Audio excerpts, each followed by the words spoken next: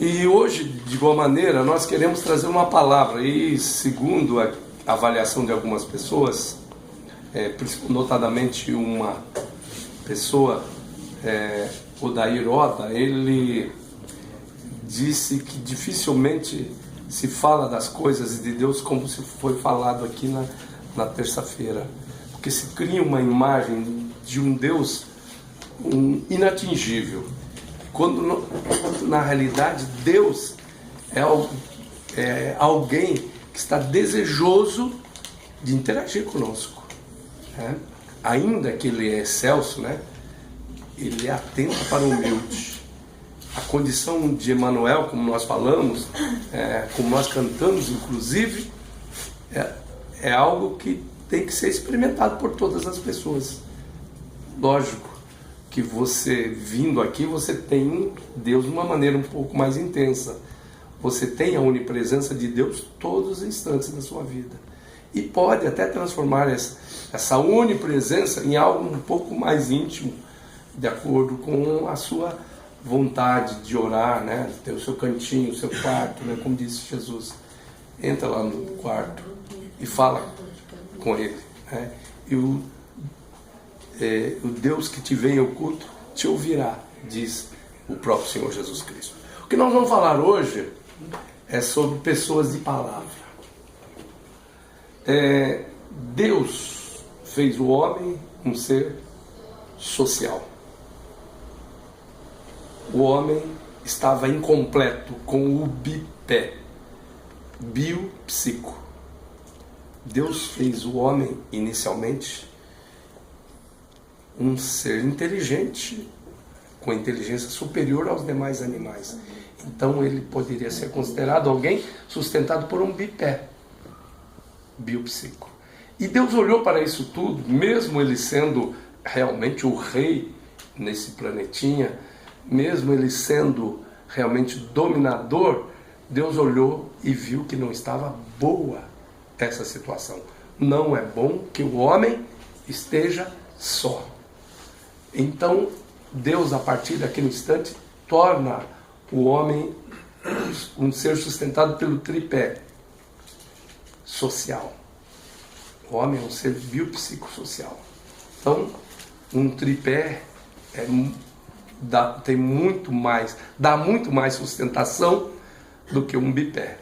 Então, e aí, a narrativa de Moisés diz que Deus achou muito bom o homem como um ser social, como um ser que precisa viver na companhia de alguém. Mas uma das principais coisas na questão social é a comunicação. E aí é que talvez esteja o problema de muitos dos seres humanos. Acabamos de ler aqui o sábio dizendo o seguinte: olha, o sábio não desperdiça palavras. Existe um estudo científico de que todos os sons emitidos no planeta Terra, eles estão em algum lugar armazenados. Eles estão em algum lugar. E não é diferente. O cientista que falou isso talvez não desconhecesse aquilo que está aqui explicado pelo Espírito Santo através de Salomão. Porque Deus há de trazer a juízo todas as obras. Toda a palavra que nós cometemos,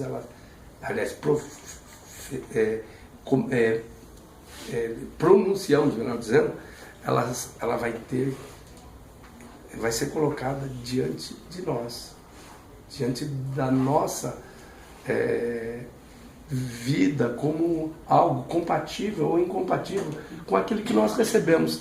É lógico que Deus, Ele é justo.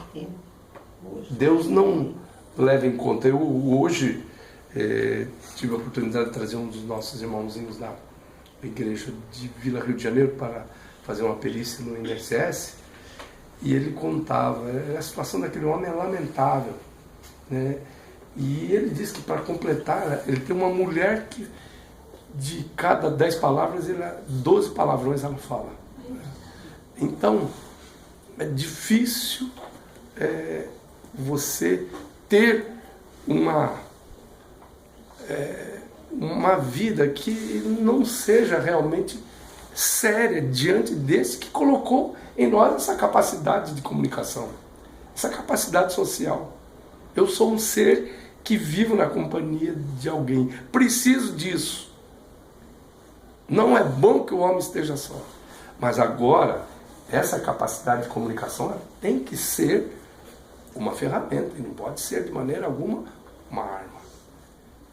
Então, os sons que você já proferiu, né? Os sons, ele diz o seguinte, ó, o pregador, além de sábio, andou ensinando ao povo conhecimento e, atentando e esquadrinhando, compôs muitos provérbios.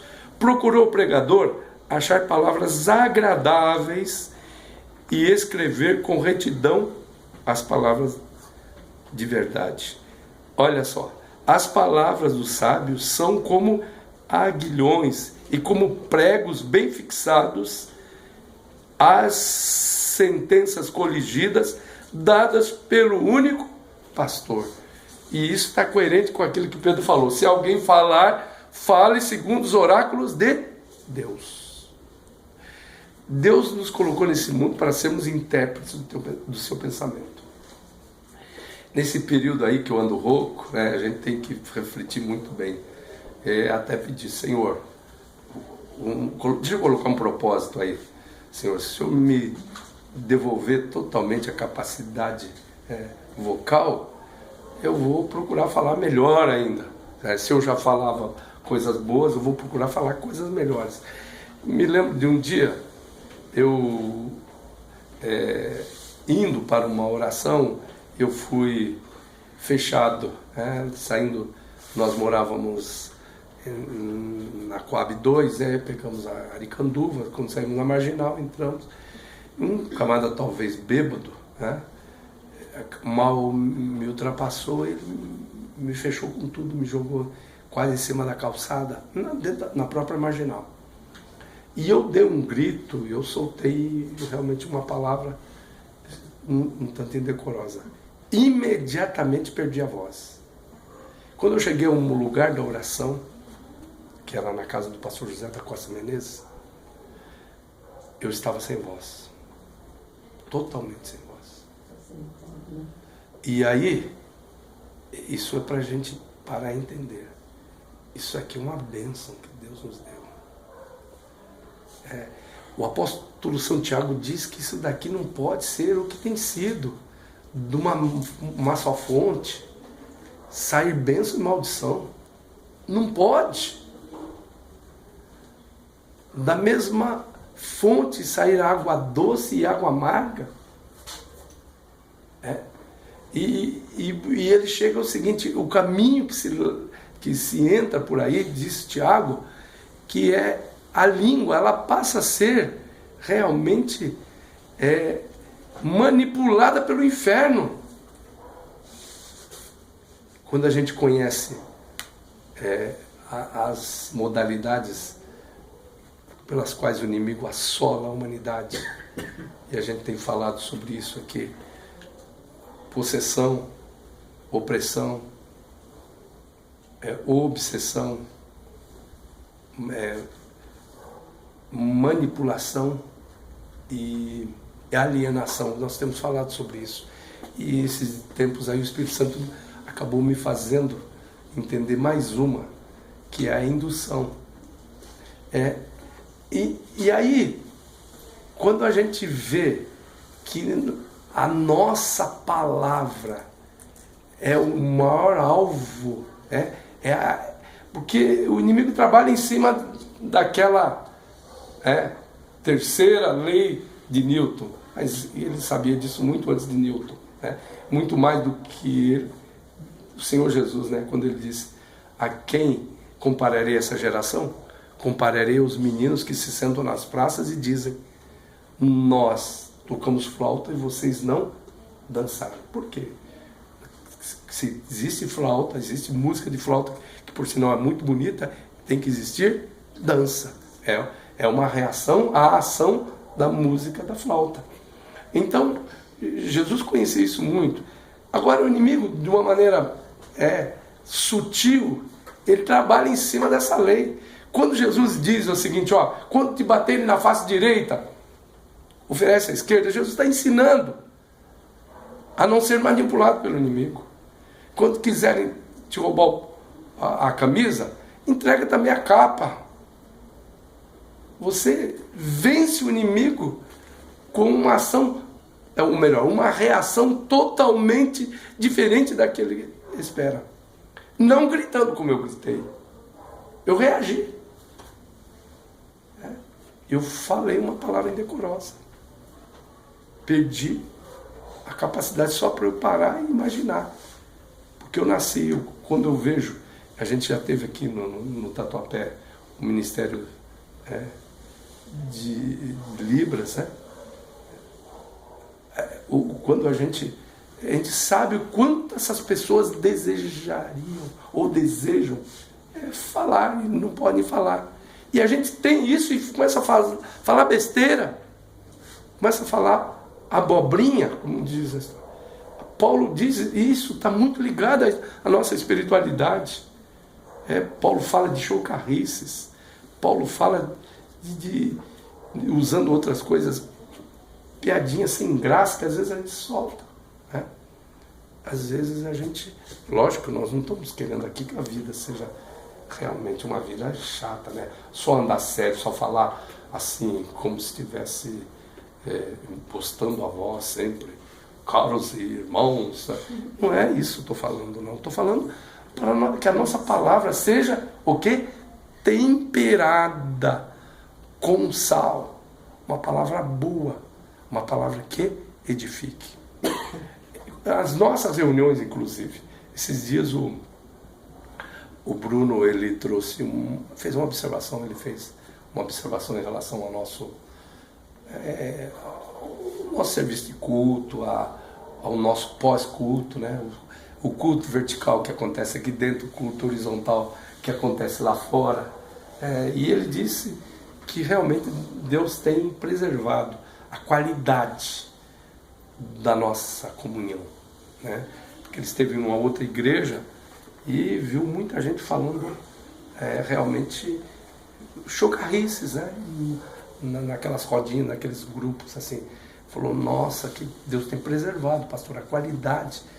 Quando Paulo diz assim, que fazer, pois irmãos, quando vos reunis? Um tem salmo, outro tem doutrina, outro tem revelação. Faça-se tudo para a edificação. Existe uma regra áurea dos ajuntamentos. Tem que haver crescimento toda vez que eu me aproximar de alguém. Não pode haver decrescimento. Não pode haver realmente uma volta àqueles tempos lá de Sodoma e Gomorra. Não pode. Eu não posso olhar para trás. Eu viro uma estátua de sal. A gente até aproveitar que a minha digníssima esposa não está aqui. Meu sogro, ele trabalhou 25 anos no cais. Ele foi doqueiro.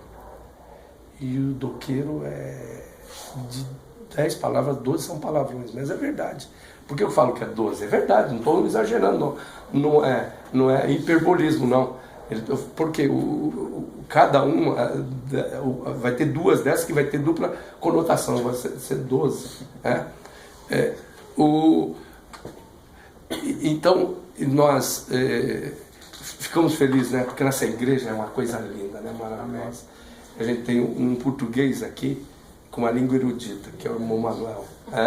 Ele tem uma terminologia erudita. Ele, desde os seus tempos de Portugal, ele levou a sério a questão de que a boca dele fosse uma boca de edificação. Porque há uma tendência, uma predisposição nos portugueses de não levarem tão a sério a questão da edificação vocal, fonética, né? Mas, queridos, o que Deus quer para nós nessa noite? Eu fico imaginando o seguinte: se nós soubéssemos o quanto é importante o que nós falamos. Existe um mandamento, não sei se você já parou para ver, Aliás, são 2 mandamentos que entram nessa área, né? De domínio da língua, né? Não tomarás o nome do Senhor teu Deus em vão, porque o Senhor não terá por inocente o que tomar o seu nome em vão. E depois diz, não dirás falso testemunho contra o teu próximo. Então, nós devemos entender que a nossa palavra, ela é muito importante. A ilustração mais ingênua, mas a mais apropriada para trabalharmos esse 3º mandamento, não tomarás o nome do Senhor teu Deus em vão, está no fato de que o menino, ele foi com a lagoa nadar. E aí ele prega uma peça, começa a gritar, socorro, tô afogando. Aí escorreram lá, chegou lá, era brincadeira. Aí ele deu uma gargalhada, vocês são os bobos, né? Aí chegou a 2ª vez, ele apronta de novo. Aí o pessoal veio correndo para tirá-lo e era uma brincadeira dele. A 3ª vez eles não foram, porque sabiam que era mais uma brincadeira e na realidade ele estava se afogando mesmo. Quando que nós devemos acionar Deus? Porque às vezes a gente, quando Jesus diz, e orando, não useis de vãs repetições. Dá-nos a entender que cada palavra está sendo colocada dentro daquelas taças, como diz, mostra a revelação do Apocalipse, a oração dos santos. A gente tem procurado às vezes, entrar por um caminho diferente.